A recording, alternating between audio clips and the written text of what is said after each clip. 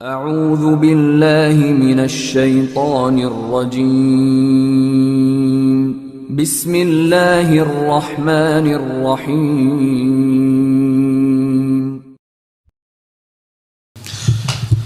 Ini ada pertanyaan menarik. Assalamualaikum Ustaz. Waalaikumsalam warahmatullahi wabarakatuh. Semoga Allah memberkahi Ustaz dan kaum muslimin semuanya. Amin wa iyyakum. Semoga Allah memberkahi yang bertanya dan kita semua. Ana mau bertanya Ustaz, bagaimana cara membuat hati kita ikhlas kepada kesalahan yang diperbuat saudara kita terhadap kita yang merasa disakiti? Syukron Ustaz. Ada sebuah tips yang disampaikan Syekhul Islam Ibnu Taimiyah. Ini tips penting sekali. Catat baik-baik. Syekhul Islam mengatakan, "Idza ra'aita ahadan adzahun nasu wa la ya'udu ila nafsihi bil laumi wal istighfar fa'lam annal musibata hiyal musibah." Apabila Anda melihat seseorang disakiti oleh manusia, dicela, dicaci, dimaki, digibahi, difitnah, mungkin ada kontak fisik, lalu dia tidak mengembalikannya kepada dirinya sendiri, dia tidak mengembalikannya kepada dosanya, kepada kesalahannya, dan dia tidak beristighfar kepada Allah, maka camkan bahwa itulah musibah yang sejati. Karena Allah berfirman, "Wa ma asabakum min musibatin fabima kasabat aydikum wa ya'fu an katsir." Surat Asy-Syura ayat 30. Dan apapun yang menimpa kalian itu disebabkan apa? Dosa-dosa kalian. Dan itu pun Allah sudah maafkan banyaknya kesalahan kalian. Jadi hadirin sekalian, ketika kita disakiti orang, ditipu orang, difitnah orang, digibai orang, itu pasti ada peran dosa.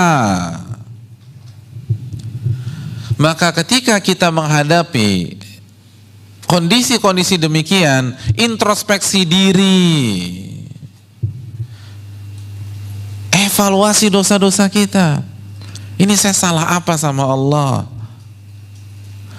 Pertama, cek, kalau misalnya kita diomongin, pastikan apa kritikan mereka kepada kita.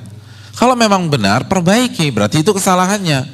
Kalau ternyata itu fitnah, kita nggak melakukannya, bukan berarti kita bersih dari kesalahan. Itu karena kesalahan kita di tempat lain, di kesempatan lain. Allah balas melalui itu.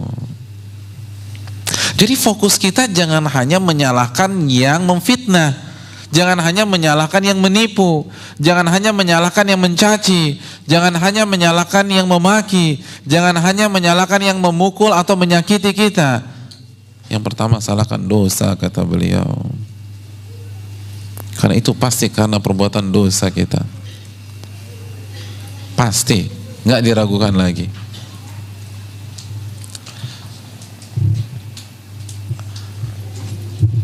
Jadi kalau kita tahu penyebab kesalahannya siapa? Kita. Maka kita nggak akan terlalu ngotot sama orang, walaupun secara kasat mata dalam kasus ini dia yang salah. Iya nggak sih? Kalau la qadarallah kita nabrak bemper mobil orang, kira-kira kita ngotot nggak? Enggak, orang kita yang salah. Saat kita merasa bersalah, kita nggak akan ngotot, kita nggak akan terlalu sakit hati.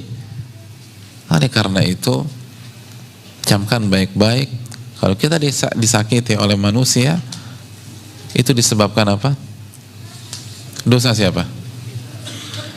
Dan dengan punya konsep begini, kita akan dewasa, hadirin. Kita akan berkembang.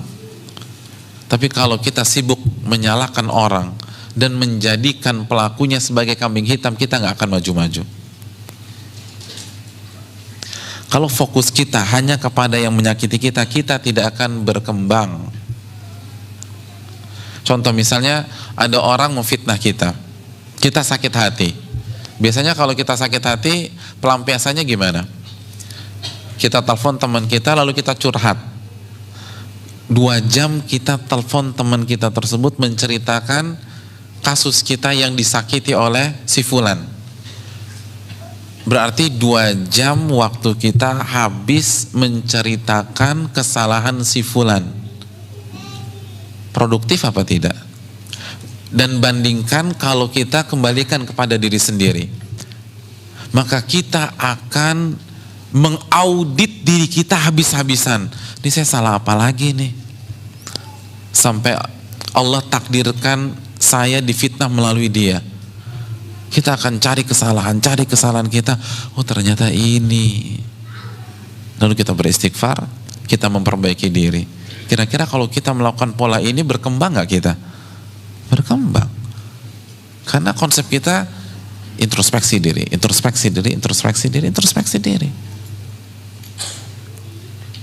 Makanya kan ketika kita membaca Sayyidul Istighfar, apa yang kita baca? Abu'u laka bi ni'matika alayya wa abu'u, udah itu aja. Kata Syekh Abdul Razak bin Abdul Muhsin Al-Abbad, konsep muslim itu 2, akui nikmat Allah dan akui kesalahan kita. Abu'u laka bi ni'matika alayya, aku akui seluruh nikmat-nikmat ini itu darimu ya Allah. Jadi seluruh fasilitas dunia, seluruh kenyamanan, ketentraman, harta, keluarga itu semua dari siapa? Dari Allah. Lalu apa yang kita alami, masalah yang kita hadapi, itu disebabkan abu'u laka bi ni'matika alayya wa abu'u bi dzanbi. Itu karena dosa. Jadi kita hidup konsepnya dengan mengakui nikmat Allah, lalu kita bersyukur dan kita mengakui kesalahan kita, lalu kita beristighfar. Saya ingin tanya, dari konsep ini ada pihak ketiga nggak? Ada pihak ketiga nggak? Nggak ada pihak ketiga. Itu konsep yang diajarkan dalam Sayyidul Istighfar. Nikmat dosa saya, begitu aja udah. Dan kita akan maju. Ustaz, enak banget dong yang nyakitin kita kalau begitu. Hadirin, azab Allah untuk dia lebih pedih daripada pembalasan kita untuk dia. Udah biarkan Allah yang balas. Kita fokuskan menata diri. Itu baru satu konsep loh, belum konsep yang lain. Kalau kita disakiti itu investasi akhirat. Dosa diampunkan, derajat ditinggikan, dan dia akan transfer pahalanya ke kita. Ustadz kayaknya dia nggak punya pahala, ya udah kita yang transfer dosa kita ke dia, selesai. Orang yang mencela, yang menyakiti kita, itu kan sama saja mentransfer pahalanya kepada kita. Iya nggak sih? Masih ingat hadis Muslim tentang muflis, orang yang bangkrut? Saya ingin tanya, kalau ada orang mentransfer 10 juta ke rekening antum marah-marah atau antum senang? Senang. Sekarang mana yang lebih besar, pahala atau duit? Apa dua-duanya? Nggak bisa, emang paling lebih besar pahala.